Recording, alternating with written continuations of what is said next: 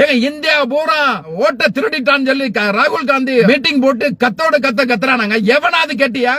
இந்த சீமான் கேட்டியா? இல்ல இந்த பனையூர்ல இருக்கான அணில் கேட்டீங்களா? அணில் கேட்டானா? எந்த ஊடகமும் கேட்கல.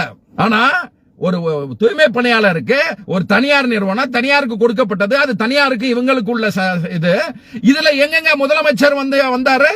முதலமைச்சரை அவதூறா பேசவும், ஒருமையால பேசவும், அவருடைய உடல்நிலையை கூட பேசியிருக்கானாங்க. உனக்கு மட்டும்தான் பேச தெரியாது இல்லடா.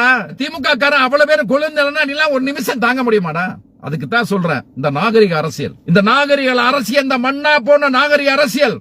நேத்து சீமான் பேசுறாங்க, கூலி படமும் பிளாப்பா, இந்த மேயரும் சேகர் பாபு சேர்ந்து எடுத்த படமும் பிளாப்பாம்.